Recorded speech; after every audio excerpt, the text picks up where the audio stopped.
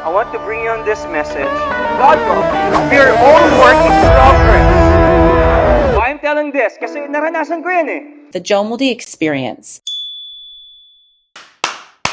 What's up, guys? It's your Kuya Pass and welcome back sa ating pong podcast, The Jomoldi Experience, TJX.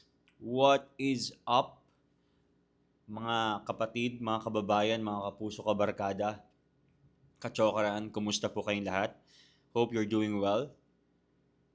Day check. Today is Friday and we're doing an episode for today's video. Alam nyo, kaya po ako napa-episode ngayon, nakaka-encourage dahil parang 2 consecutive nights, nagla-live ako sa TikTok. At nakakatuwa pa na mag-live dun And sinasagot ko po yung mga tanong nila. First night, ang ganda. May parang mga 15 na nag-i-stay, nakakatuwa. Pero the following night, which is last night, dumami. Umabot ng 120 plus. Pero may mga nag-i-stay din, dami. And nakakatuwa pag nasasagot ko yung mga tanong nila. And they're very responsive. Pero balik ako dun sa tanong. Kung bakit ako napa-episode ngayon. At nag-decide na gumawa ng bagong episode. Kasi yung mga nakikinig dun sa live ko last night sa TikTok, they were looking for a new episode. Pastor, kailan po kayo mag-upload ng new episode sa Spotify, sa podcast mo? Sabi nila. So, it means there are loyal listeners na nakikinig po sa atin sa podcast and I really, really thank you po. Very thankful po ako I really appreciate that. Very thankful po ako sa inyong mga feedback at sa paghahanap. Sa totoo lang nakaka-boost po ng moral. Alam niyo naman po ang listeners natin, growing siya, pero still maliit pa lang yung community natin doon sa podcast natin, The Jomoldi Experience. But there are loyal listeners na talagang naghihintay. Kasi nakakatuwa dahil sabi nila, Pastor, very helpful po sa ministry namin and sa personal life po namin yung podcast ninyo. Thank you so much po. Thank you so much po sa paghahanap. Buti pa kayo hinahanap nyo ako. Biro lamang. Napakaganda ng ating topic for today's episode. Where na you? That's our title for today, for this episode. Bakit itong napili kong topic ngayon? Though, of course, those people push me to make an episode kasi sabi ko sa kanila, medyo nananawa yata yung tao kapag nag-upload ako every other day. So, at most, 1 week ang pagitan or 2 weeks. Pero minsan po, after a month ako nakakapag-upload dahil, alam nyo po yun, baka nananawa sila. Pero kahit sabi nila, kahit everyday pa po kayo mag-upload, makikinig kami. Oh, talaga po ba? Baka binobola nyo lang ako. Hindi. Of course, these people push me to make an episode. Pero nasa puso ko na talaga tong topic na to eh. I made a blog which I posted on Facebook. I think last Monday, I posted it. Monday ko ba pinostan? Basta this week, pinost ko siya. At yun talaga eh. Sobrang, ano kasi simulan nito? Yes, I posted a blog on Facebook at talagang pinagbubuntis na ng puso ko itong topic na to. Kasi ang dami talagang nawawala sa church ngayon eh.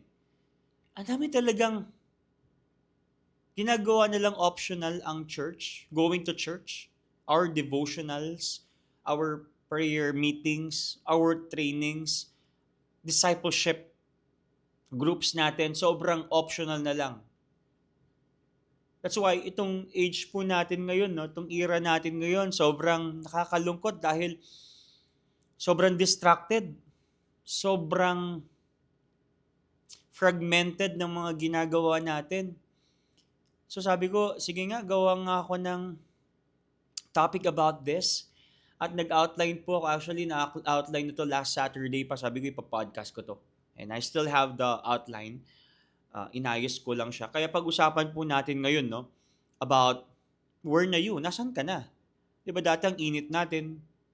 Di ba excited tayo lagi sa mga gatherings and mga fellowships and mga meetings and pagsaserve natin, devotion natin, nagigising tayo ng umaga just to pray and talk with God, etc. And let's talk about 3 applications, no? Kapag po nadiderail na at nanlalamig na tayo, papaano natin maibabalik yung fire natin? Hindi ko po sinasabing umalis ang Holy Spirit sa atin, no? Hindi ko po sinasabi na nawawala yung glory or yung presence ng Panginoon sa atin. Ako naniniwala ako if you're really elected, if you're really chosen, if you're really predestined, ito na lumalabas na yung pagka-Calvinist na. Pero lang po, hindi ko promote yung Reformed theology, but naniniwala po ako kapag si Lord tinanggap mo, hindi umaalis ang presensya niya sa'yo. The glory does not leave you. His glory does not leave you. Maybe hindi lang nagiging visible or hindi lang masyadong napapansin or hindi masyadong nakikita, pero naniniwala po ako nasa iyo ang Holy Spirit. And we have to maintain that. Sinasabi ko po to not to maintain the salvation, but we have to maintain yung pong tinatawag nating fire through the power of the Holy Spirit. Left on our own devices or left on our own strength, hindi natin kayang i-maintain yun. That's why we have to ask the power of the Holy Spirit. So you can maintain the fire. At mahirap naman po kasi minsan, no, sa kaka-maintain mo ng fire through your own strength, kinabukasan nagiging abo na tayo. Naranasan nyo na po ba yun? Yung ang init mo ngayon, tapos fire.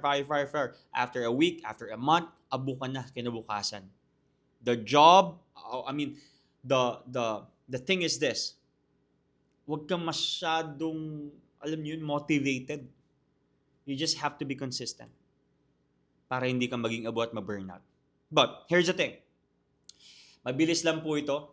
I'll try to make it fast and siguro mga 30 minutes. Pero, mag-transition lang muna po ako, no, bago ko bigay yung 3 applications para mapanatili yung kainitan natin at maging excited tayo everyday sa Panginoon. Kung papansinin niyo po, sobrang ikli po ng buhay.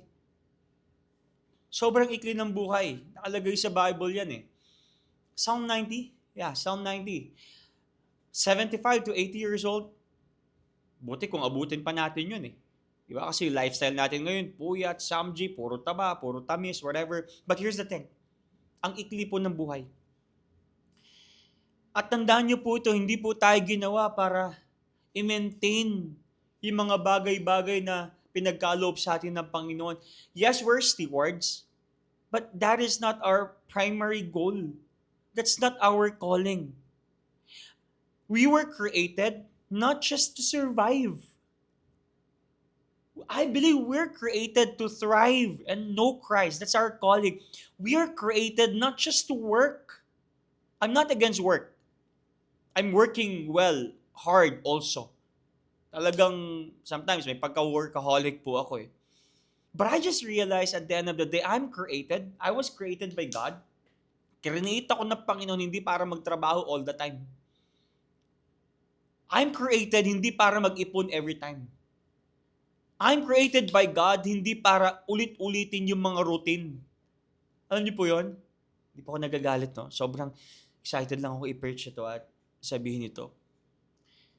Alam niyo po maganda kung sana, sa Ilocano kuma, kung gaano po kaikli ang buhay, sana ganun din po dapat ka-sharp yung purpose natin.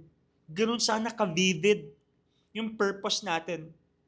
When you're studying, nothing wrong about studying well. Nothing wrong about working well. Nothing wrong about loving your family and our relatives or expanding. Wala pong masama doon. Pero sana as we do that, kasama po natin ang Panginoon. Binibuild po natin ang mga bagay-bagay at hindi po natin finifit si Lord. Tandaan niyo po yun, ang calling po natin is to know Christ and supplemental lang yung mga stewardship na pinagkakaloob sa atin ng Panginoon which is yung mga blessing niya. Napakaikli po ng buhay. Alam niyo po, itong napansin ko sa buhay, no, ang dami nating mine-maintain na mga bagay. Pero wala tayong mini-maintain na mission o wala tayong mission. We have phones. Bagong labas na naman yung 17, 2TB, Pro Max. Yung mga cars natin, every 6 months, every year, pinapa-check up natin, change oil, whatever. Dami natin mini-maintain. Our image, social media, our schedules. Can you imagine that? You're so preoccupied. Now, dumating na sa punto na wala ka ng time sa sarili mo at lalong wala ka ng time kay Lord. Sa sarili mo, wala ka ng time. How much more sa Panginoon? Nakakalungkot po yun. Hobbies. Lahat well-maintained. Itong mga bagay na to eh. But the question is this, how's our mission? How's our soul? How's our calling? At madalas po, neglected na.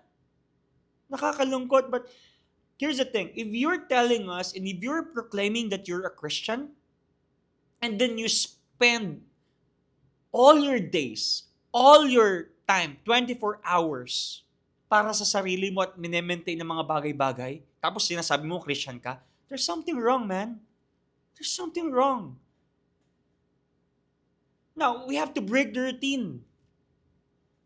Kasi minsan, ang pumapatay ng fire po ay hindi kasalanan minsan, kundi comfort. And being comfortable, yes, it's a sin. Being lazy, we became too stable. We became too comfortable. We became too resourced. Pero less committed po tayo. Here's the thing. Gusto ko pong malaman ninyo, the opposite. Minsan kasi, iniisip natin ang opposite ng faith is doubt. No, it's not. The opposite of faith is certainty. When you're content knowing Christ, okay na to. Ligtas naman na ako. Bakit pa ako magsaserve? Bakit pa ako magsusupport sa kingdom ng Panginoon? Bakit pa ako magdi-devotion? Basta ako, saved na ako. And sinasabi nila, once saved, always saved. I doubt. Because if you're a real Christian, if you're a real, hindi fake, okay? If you're a real Christian, you bear fruits from the Holy Spirit. It produces good works. It produces fruit of the Spirit. It produces, sabi sa Bible, by their fruits you shall know them. Let's break the routine. And speaking of routine po and blessing, no? Nakakalungkot kasi nung wala pa tayo, nung wala pa tayong sasakyan, wala pa tayong pera, wala pa tayong resources, ang sipag natin kay Lord. Every day, prayer meeting, every day, devotion, every day, work ka. Pero ngayon may mga blessings na nangyari. Alam niyo po, God blessed us. Hindi para humina, kundi para lumakas. Para lumawak po yung reach natin. Minsan, sinasabi pa natin, Pastor, iba na kasi ngayon eh. May pamilya na ako. Hindi ba dapat mas marami na kayong maglilingkod sa Panginoon kasi marami na kayo at may pamilya ka na? Pastor, ang dami ko pong mga mini-maintain na trabaho at business. Hindi ba dapat mas marami kang pang-support sa kingdom ng Panginoon para mag-advance ito at marinig ng community ang gospel ng Panginoon because you have the tool which is money? Man, nakakalungkot po. Nakakalungkot. Nung wala ka pang resources, Lord, ibigay niyo lang po itong pagpasa ko sa boards. Maglilingkod ako ngayon, busy ka na. At madalang mo nang buklatin yung Bible mo at kausapin ng Panginoon. This is not guilt trip, by the way. This is rebuke. This is reproof. This is a reminder so we can be better for the Lord. Because lordship is commitment, guys. Lordship is not convenience. Lordship is not preference. Hindi nakadepende sa mood natin. Lordship is commitment. If you really love Jesus, kahit pagod, kahit busy, kahit hindi mo feel, kahit wala ka sa mood, Lord, ikaw pa rin. You're my number one. It's not just about prominence. It's about preeminence. You are the first sa lahat ng ginagawa ko. Di ba? Kaya sabi ni Jesus, whoever wants to follow me must deny himself. Nawala na po yung passion at yung clarity ng purpose natin. Nakakalungkot po. That's why we have to go back to our calling, to our original purpose. Yung mga excuse po natin na, alam niyo po yung excuse na, iba na po kasi noon at saka ngayon. That is the lamest excuse that you could ever have. If you're preaching that Christ is the same yesterday, today, and forever, then sana ganun din tayo. Hindi nagbabago. Kasi ang Panginoon natin hindi nagbabago eh. He's still blessing you. He's still fulfilling your dreams, your desires. Buti nga hindi ka pinapatulan ng Panginoon at bawiin yung mga gifts niya. God won't do that. Because those gifts are irrevocable. But what if? Di ba? What if? We became very comfortable, guys. We became very comfortable. At alam niyo po, ang comfort is one of the greatest killers of calling. Kung titignan niyo po ang early church, they thrived in discomfort. They thrived in suffering. Tayo minsan, nababali lang madala or konting inconvenience lang. We're bending already. Konting ambon lang. Hindi na ako makapag-church.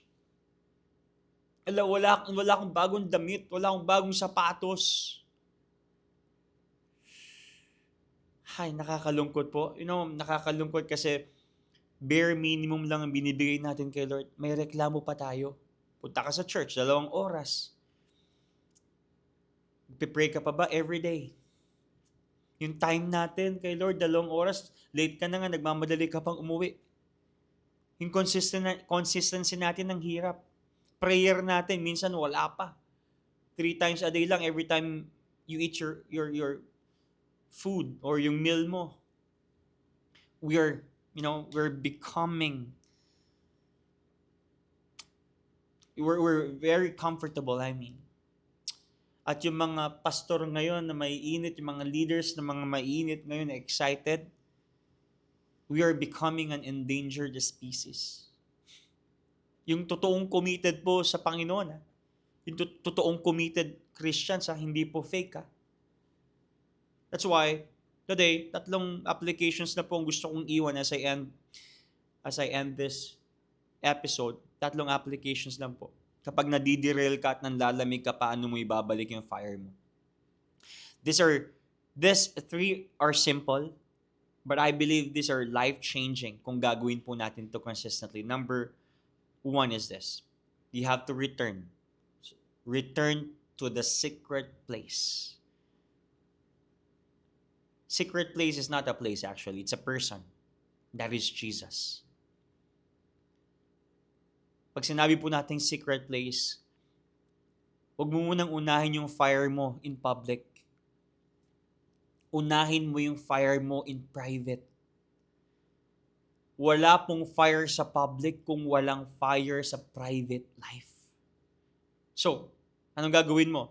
How to return to the secret place? Set a fixed daily appointment with God. And make it as non-negotiable. Kapag prayer. Kapag devotion. Pray even when you don't feel it. Parang tinatamad ako mag-pray ngayon, bumangon, pumunta sa morning prayer namin. Just do it, man. Just do it. Maapuyan ka. Read the word kahit hindi masaya. Kahit naboboring ka na, kahit dry ka na, read the word. Because the word of God can change you, transform your heart. It's like a double-edged sword. It can pierce your heart, your bones. That would change you. Write confessions. Repent. Be grateful sa ating Panginoon. Why this works? Bakit po ito mag-work? Because affection follows attention. Kapag yung in love ka na kay Lord, your attention follows. Tandaan niyo po ito, kung saan ka tumitingin, doon lumalakas yung love mo. Kaya nga sabi sa Hebrews, di ba? 12, fix your eyes unto Jesus. He's the author of and finisher of our faith. So, maganda meron tayong pagtingin. At yung pagtingin natin kay Lord is fixed. It's non-negotiable. Kapag Lord's Day, Lord's Day. If you want fire, go where the fire starts. Kanino? God Himself. Kung saan may ilaw, sa source ng ilaw, source ng init, source ng warm, source ng everything, punta ka doon, and that is God Himself. So return to the secret place. Number 2 is this. Number 2, rebuild spiritual routine with community. Kanina, return to the secret place. That is to whom? Jesus. Number 2, rebuild spiritual routine with community. Tandaan niyo po to, kapag nag-iisa ka, mas madali kang lalamigin. Madaling nanlalamig yung mga nag-iisa. So anong gagawin ko? Pastor, Kuya Paz, go back to church. Consistently. Tanggalin mo ng hiya mo. Ang hiya para sa kabayo lang yan. Diba? Alam ko, mahirap bumalik kasi nahihiya ka na. At feeling mo, pinag-uusapan ka ng mga tao. Paano kung hindi ka pinag-uusapan ng mga tao? Sometimes pride lang natin yun at thoughts lang natin yun. We have to break and defeat those thoughts. We're not talking about you. We're actually praying for you. Ano pang pwede natin gawin? Have 1 or 2 people na pwede mong sabihan, bro, nanlalamig ako. Pwede bang ipag-pray mo ako? Pastor, nanlalamig ako. Pwede bang pag-pray mo ako, encourage mo ako? Then join a ministry or a small group again. May breakthrough dun eh. Then serve somewhere weekly and make it consistently. Make it consistent, I mean. Di ba? Alam, minsan, pride na lang po natin yun na feeling natin, nahiya tayo kasi pinag-uusapan tayo dito dahil dati kang leader dito tapos nanlamig ka. Mas nakakahiya yung hindi ka babalik kay Lord. Bakit? Tao ba ang pinaglilingkuran mo? Yes, we're serving the people of God, but don't forget this. Ang Panginoon ang pinaglilingkuran natin. And why this works? Bakit ito mag-work? Because, remember po this one, holiness is both personal and communal. I know faith is personal, pero malaking effect din yung communal thing. Nagagawin mo silang accountability mo. Because you don't keep the fire burning alone. You burn brighter when you're beside other burning people. Like coals. Alam niyo po yung uling. Try mong tanggalin yung isang uling doon sa mga nagbabagang uling. Mamamatay siya eh. Pero ibalik mo, maaapuyan siya. That's why we always tell to our young people, just show up, man. Just show up. Kahit ayaw mo, kahit hindi mo trip, kahit bad trip ka, kahit na-offend ka, kahit nalulungkot ka, kahit wala kang pera, kahit muulan, just show up, man. Just show up. Rebuild spiritual routine with community. You need community. The more you isolate yourself, the more it leads you to, alam niyo yun, panlalamig. Number 3. Tapos na ako. Okay? Number 1 is return to the secret place. Number 2, rebuild spiritual routine with community. Number 3, recommit to your mission. Recommit to your mission and do something today. Hindi bukas. Now, today. Alam niyo po, hindi nagbabalik ang passion sa pag-iisip. Hindi nagbabalik ng passion yung, sige nga, motivated ako ngayon, gagawin ko to bukas. No. Nagbabalik siya yung passion po natin sa paggawa ngayon. Share the gospel to one person this week. Maybe sa kanino mo unang i-share yung gospel, maybe sa sarili mo. And then maybe sa kapatid mo, sa nanay, tatay mo, sa best friend mo. Encourage someone intentionally. Because that's your mission eh. Maganda maging malinaw po ang calling at mission natin sa Panginoon. To know Him and to preach Him. To know Him and to make Him known. Diba? So encourage someone intentionally. Using, of course, the gospel. And then, ang magandang gawin mo, start one good spiritual habit. Not 10. Baka ma-overwhelm ka na, mabuburnout ka. Isa lang. Isa lang. Basa ka ng Bible maybe. Pray ka maybe.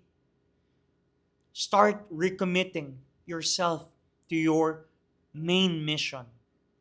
List your calling and say, yes, Lord, today, I'll do it. Bakit ito mag-work? Alam niyo po kung bakit? Because action restores passion.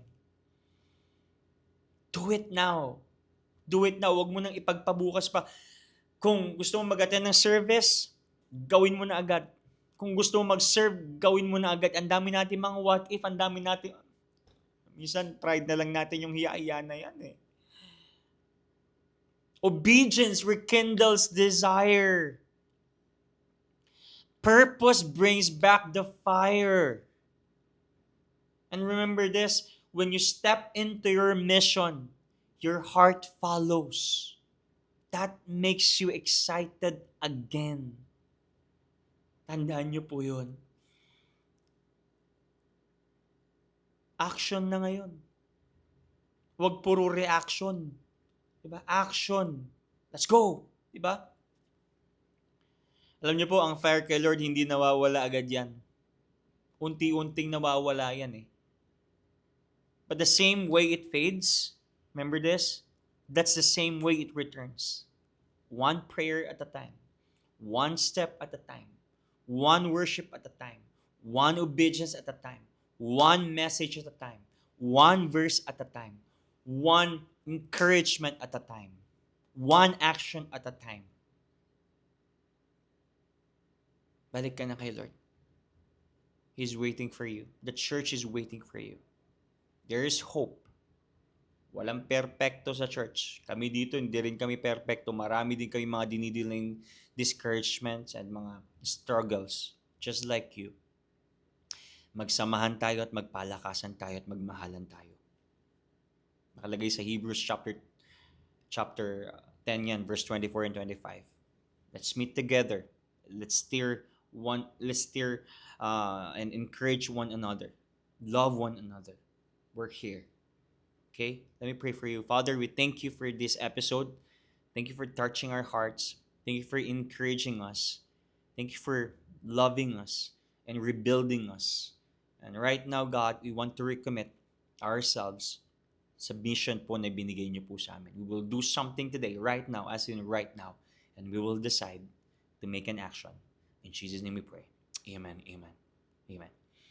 And that's all for today's episode. Mabuhay po kayo and see you next episode. God bless you. This is PJX, the Jomel, the experience. Buhay para sa kaharian, hindi lang for appearance. Luwalhati sa hari, bawat linya.